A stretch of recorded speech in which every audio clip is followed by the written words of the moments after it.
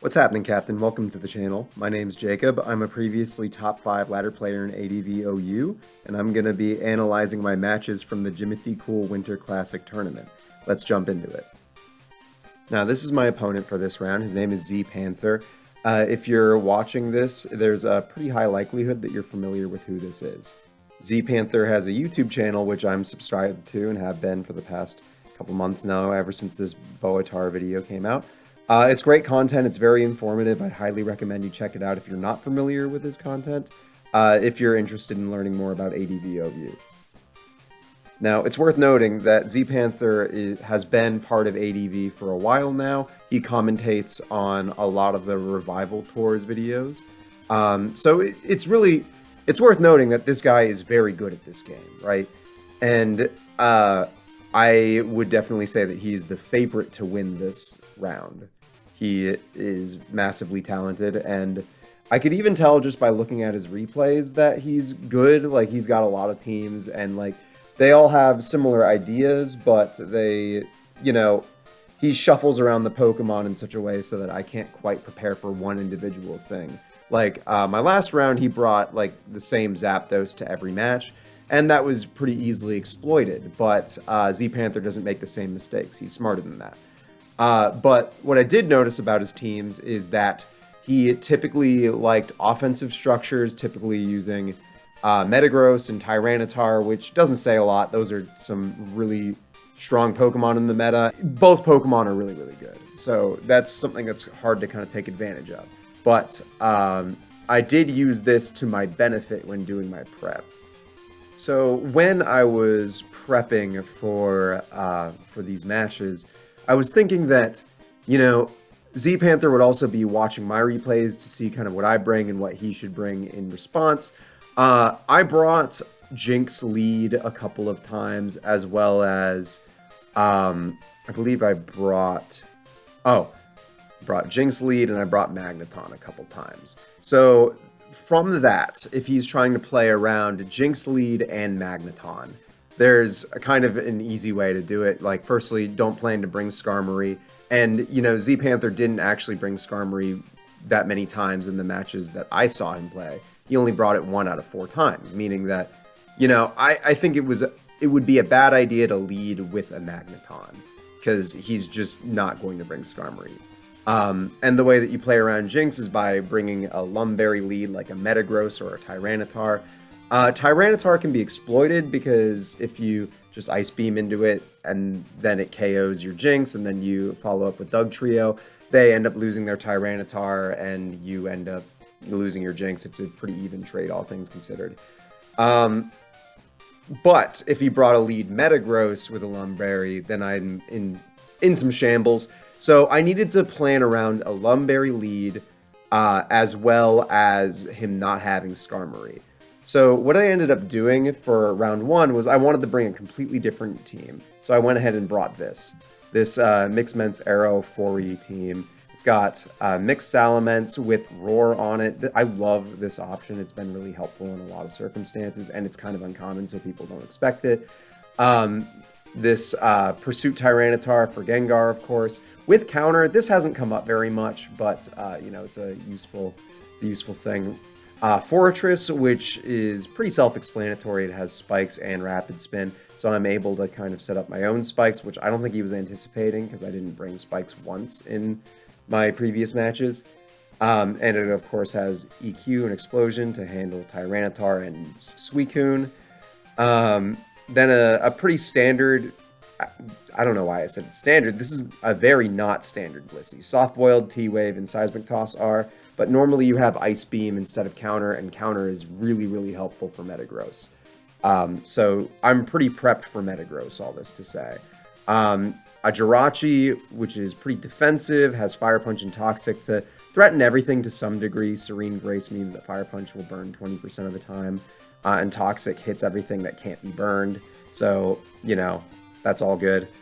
And then, of course, Wish Support and Protect. It's a bulky guy, and honestly, this has been the Pokemon that has helped most on this team. And lastly, an Aerodactyl to kind of round things out and threaten stuff once I've got a couple layers of spikes down.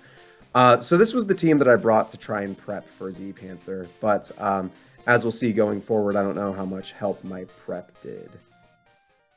With that out of the way, let's hop into the match.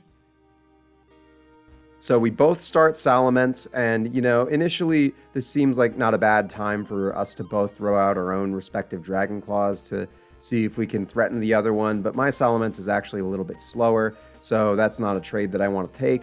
And because I've intimidated the Salamence, I feel pretty good to swap into Blissey here. It won't take that much damage from any physical hit, and it will then, soak the D-Claw pretty well.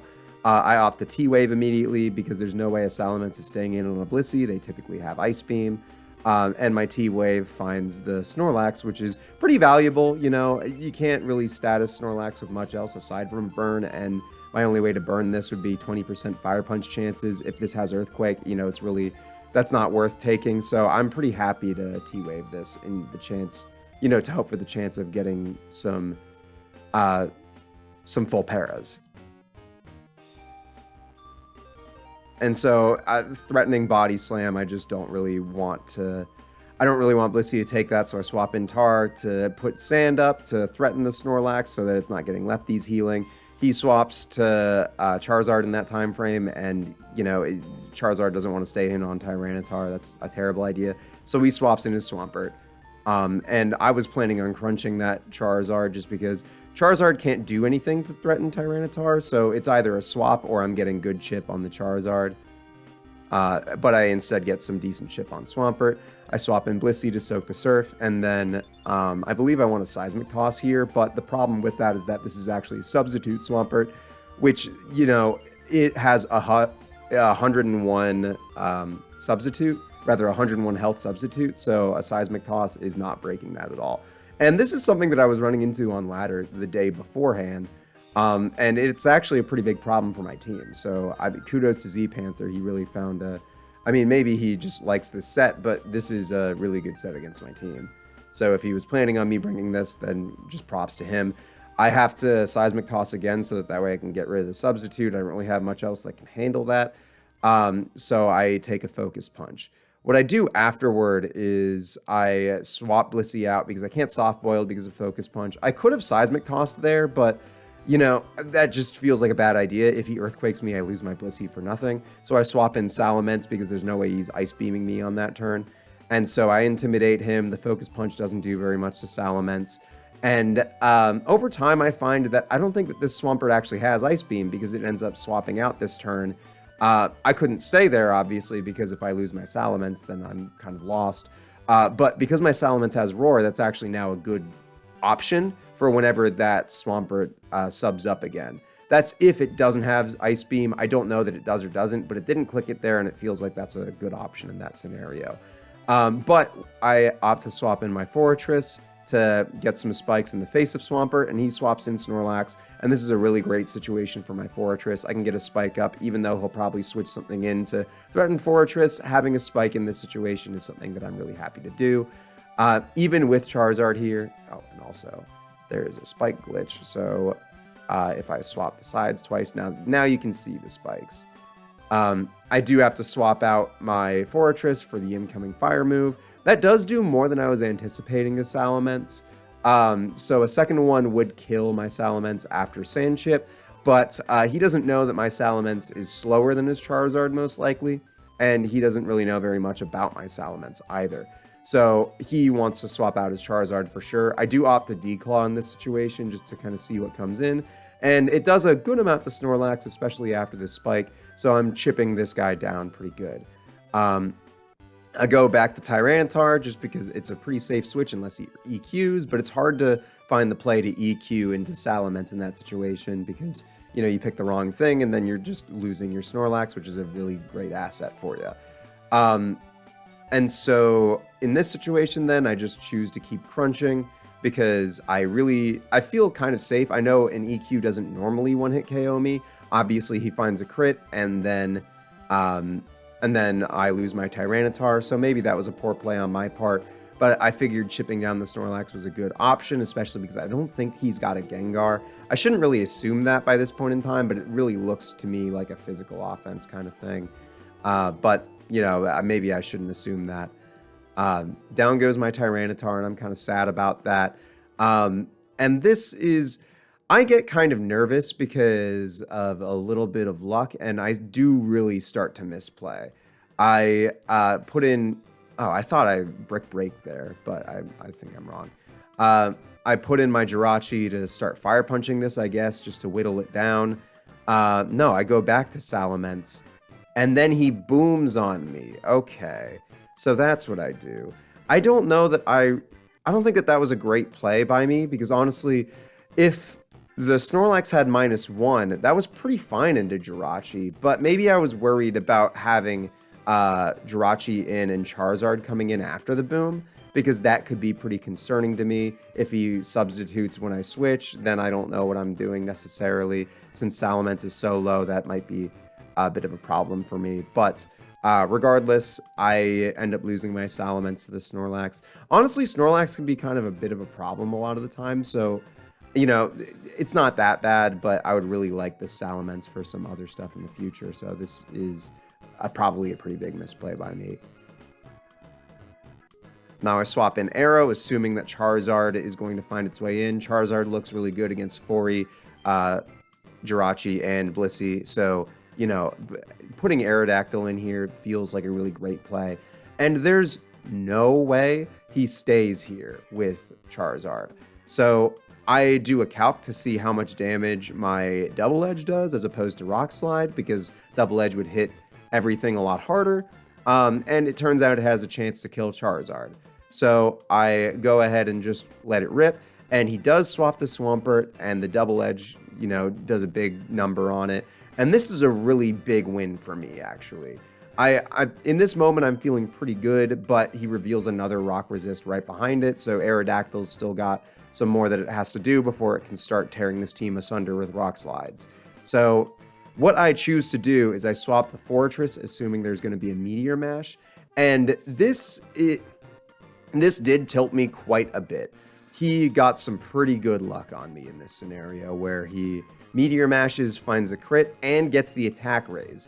I did the calc. That's so there's a 20% chance for the Meteor Mash to do the attack raise and a 6.25 chance for the crit to happen. That comes out to be a 1.25% chance of a Meteor Mash crit raise. And that really does matter here, because this is how I lose my Fortress. He ends up continuing to Earthquake, doing 40 now, as opposed to, I think it would be like 26 otherwise. And I should have lost 20 health, and then, like, you know, my Fortress would be a lot healthier now, and I'm doing 33 with my Earthquakes. So basically, my Fortress wins this 1v1 without that. I can't complain too much. As you'll see later, this luck that he got here, you know, while that might be what kind of threw me and made me want to... I don't play the rest of this game very well. I just kind of get a little bit salty. But you'll see moving forward that he's not the only one that gets some luck. So now I send in Aerodactyl, hoping to one-hit KO with the Earthquake. I really should have calced that before doing that, but you know, I didn't, and it turns out the Metagross is still living, and this game is fully lost now. Granted, he got another raise, but that doesn't really change anything because Jirachi is faster in KOs with the Fire Punch.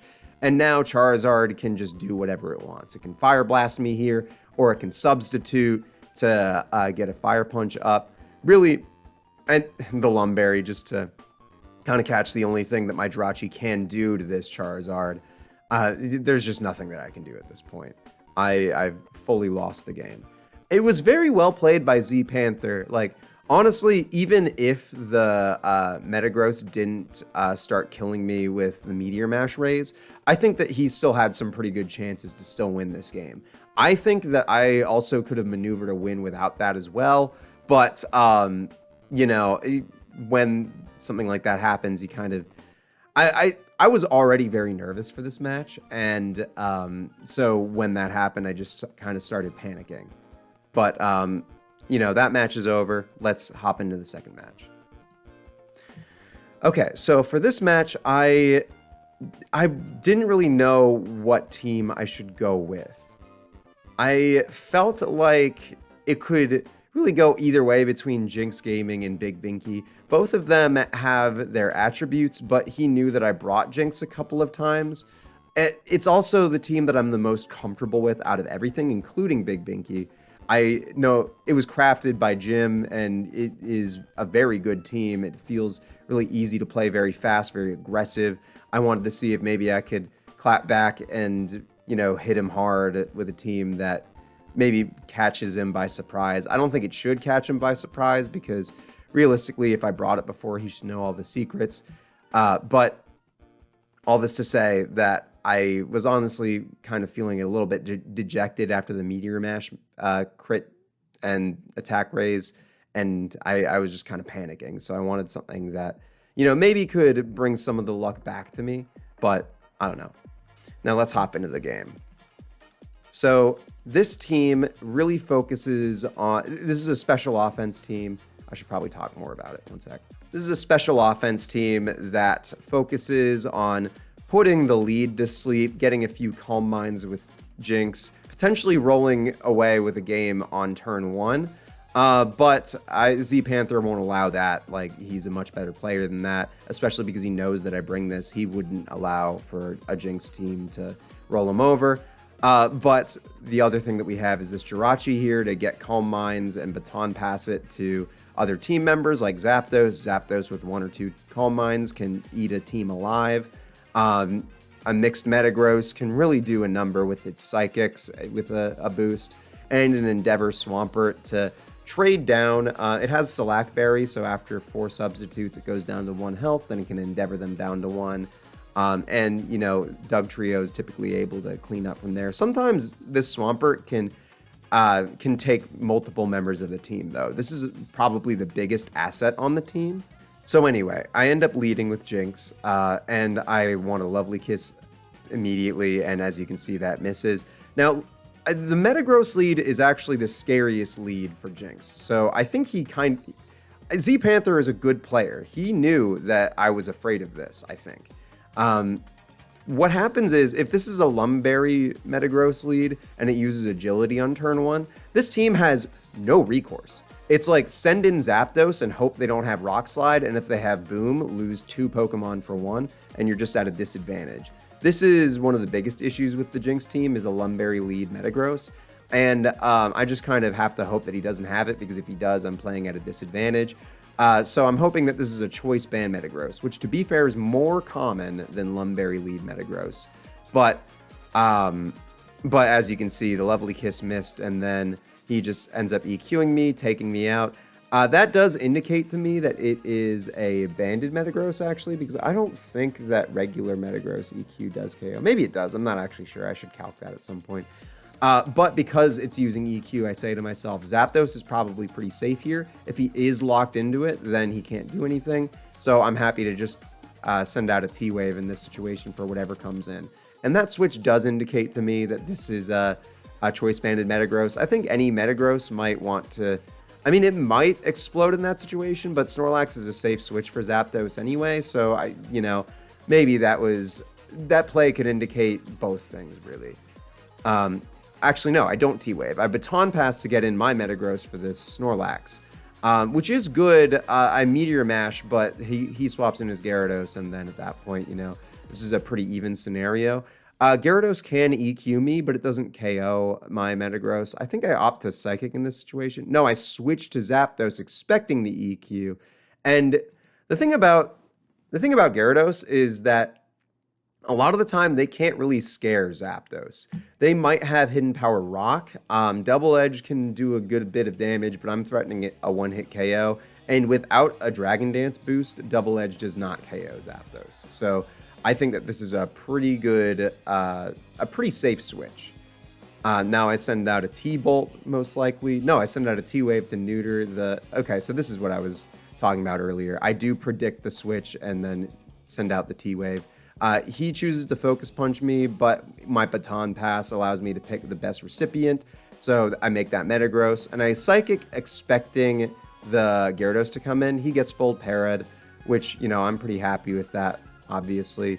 And I start mashing because I assume that the Snorlax is coming in. And now you can see I'm starting to get a little bit of luck with my Metagross. I get a Meteor Mash raise, so I'm just going to keep mashing now.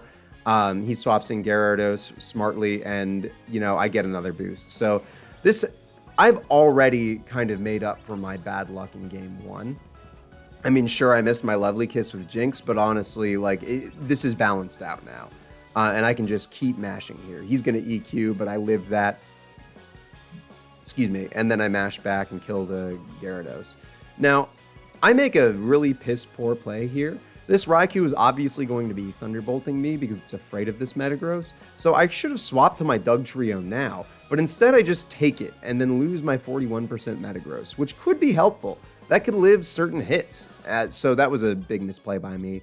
I swap in Dugtrio. Dugtrio lives Hidden Power Grass or Ice from Raikou, and then hits back with EQ, one hit KOing it. So I feel like this was a pretty fine line, but I definitely could have played it better. I'm locked into EQ, so this Claydol is going to just sit here and recover while I swap something else in. He Ice Beams, which, by the way, this Ice Beam Claydol is a big problem for my team now because you can see that Ice Beam hits everything for super effective damage.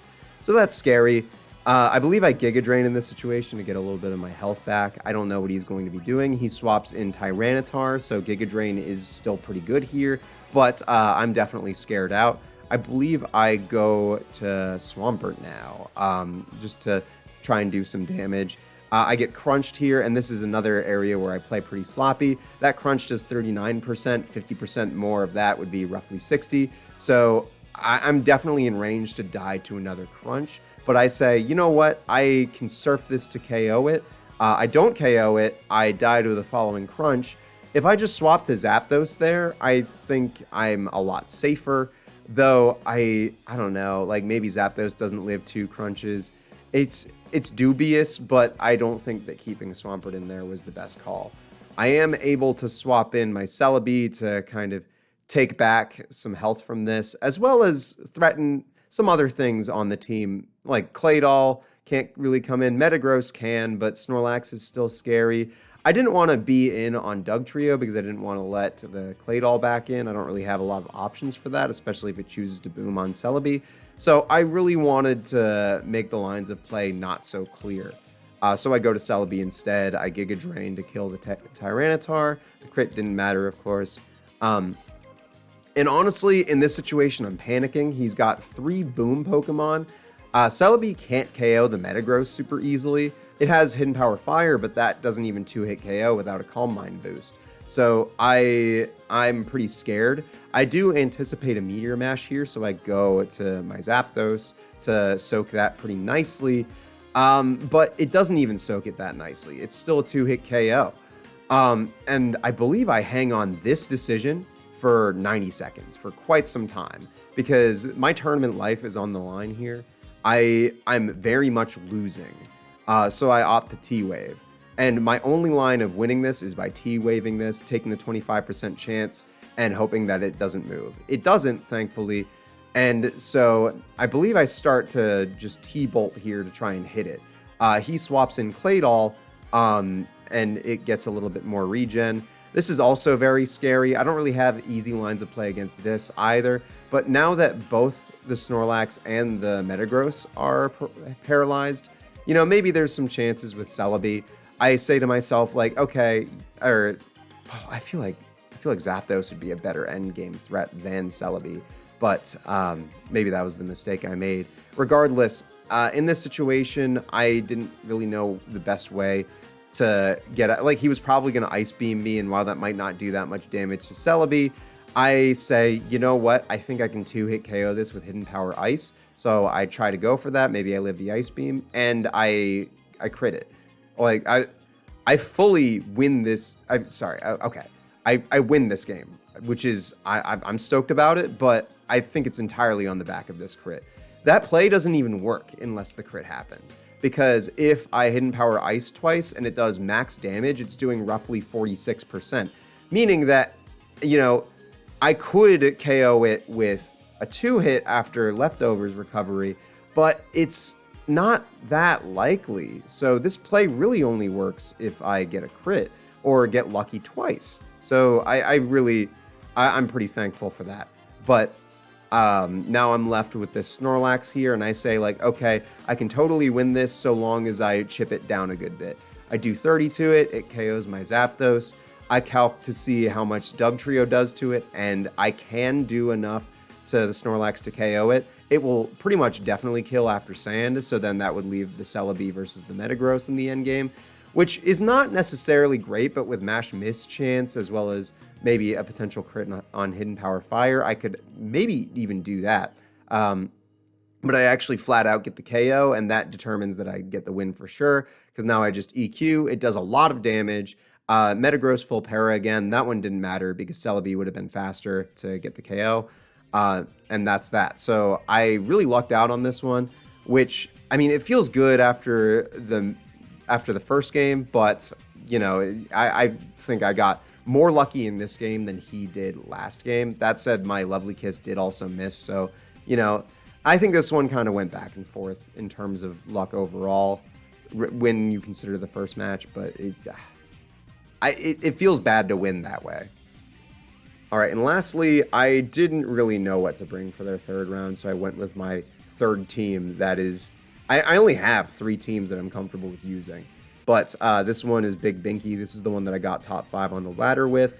It's pretty rough, all things considered. It struggles into certain things like Suicune, but I don't think he would bring Suicune, and he hasn't up until now.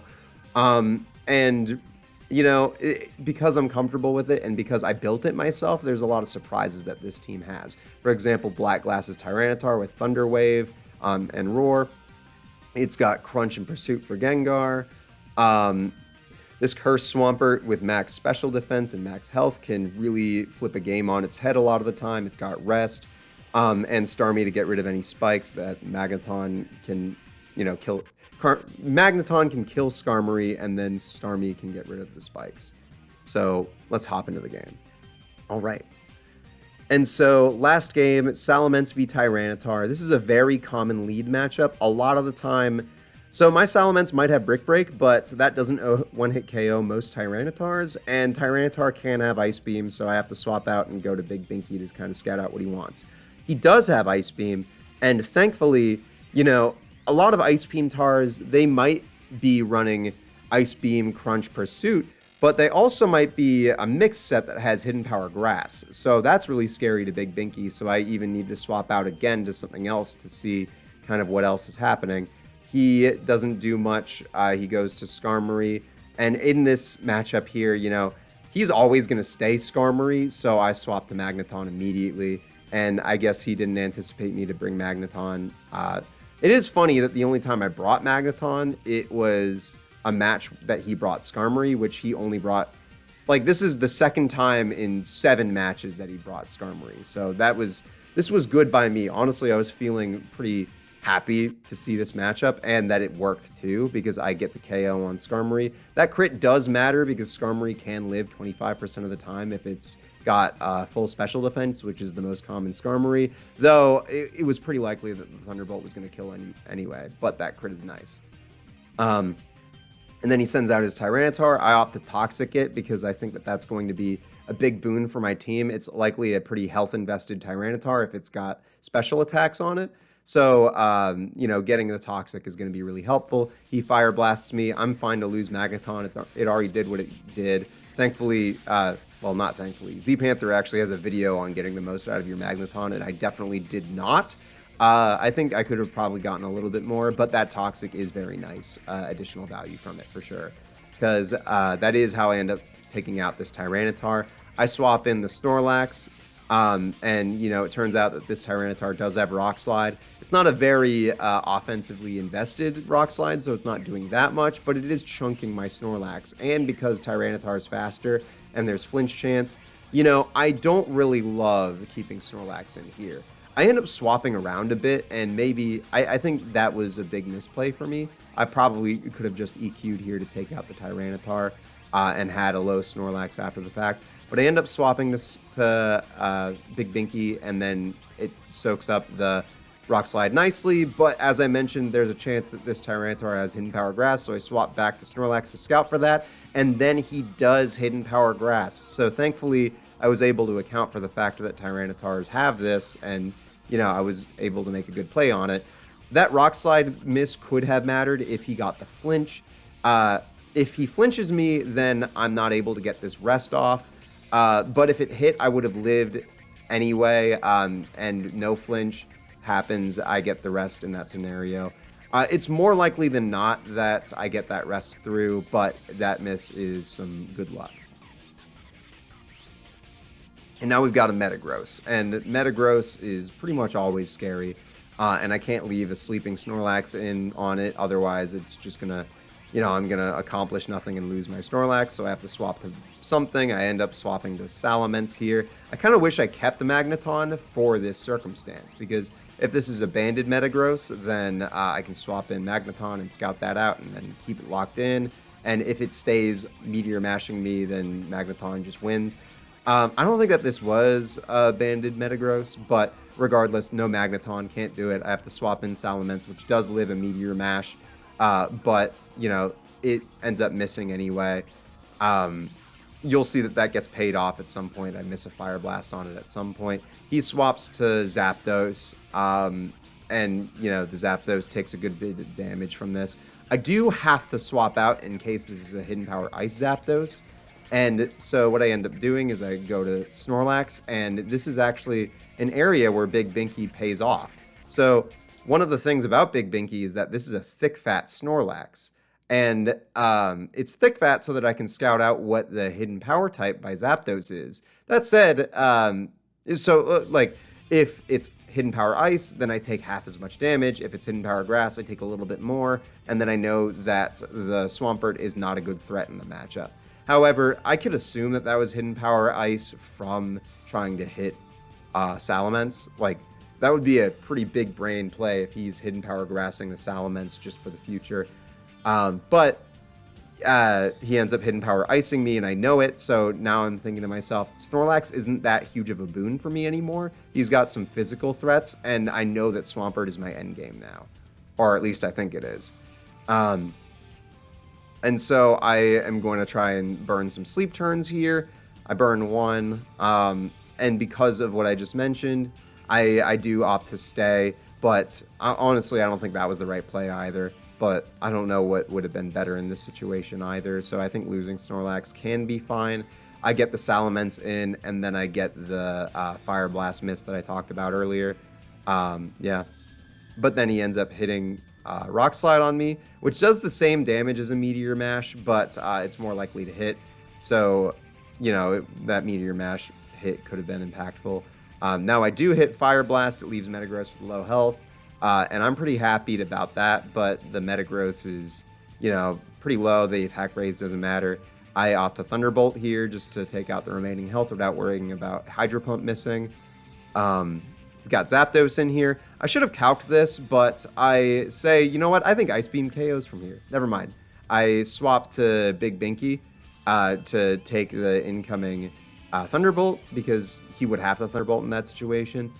And I start to curse up because I know that this is a Hidden Power Ice Zapdos. This was a really heads-up play by Z-Panther, though. He could have just swapped to a different Pokemon that could handle Swampert better, and that would be terrible because I got a Curse boost. He opts to Roar instead. It's like he knew that this was a cursed Swampert. I hadn't revealed that before now, but, he's really on top of things. Z-Panther is a great player. And he sends out my Starmie again. Now I opt to Ice Beam just because, I honestly kind of want the Starmie to die. I want to be left with this Swampert so that I can curse up and then he can't roar me out anymore. Though I could have done this a little bit better. I could have sequenced it better so that Zapdos was definitely in that situation while I've got only Swampert left. I end up Ice Beaming the Zapdos. It dies to sand. I get my Tyranitar in. I've mentioned how... I mentioned before that the luck maybe evens out a good bit at some point. But I get a crunch here. He misses Hydro Pump. I think the Hydro Pump does KO in that circumstance. So I was pretty lucky to get a miss at all. I crunch again to get more chip. It crits the Swampert. And this is almost certainly like the reason that, this game, this is absurd luck. And I'm feeling kind of bad, honestly. Z-Panther is outmaneuvering the fuck out of me. And I am just lucking out so hard. I'm scamming this man out of his tournament life. And he sends in Jirachi. Because I got the crit on that Swampert and Tyranitar lives this, I get a T-Wave in this situation, and now Jirachi's kind of like, it's scared. It needs to start taking my stuff out before I take it out. So I start crunching it to do some damage. He Hidden Power grasses me, and that's when I know that this game could even still go any way. Like, if he's got Hidden Power Grass, that's scary to Swampert and Tyranitar. Depending on the way my damage rolls go, this could be a loss for me still. I keep crunching. I think that these are doing minimum rolls and these are maximum hidden power rolls, but that crunch crit was a very big deal. I EQ because there's no way that cursing up is going to matter in this situation. He lives on 1. This must be a defense invested. Sorry.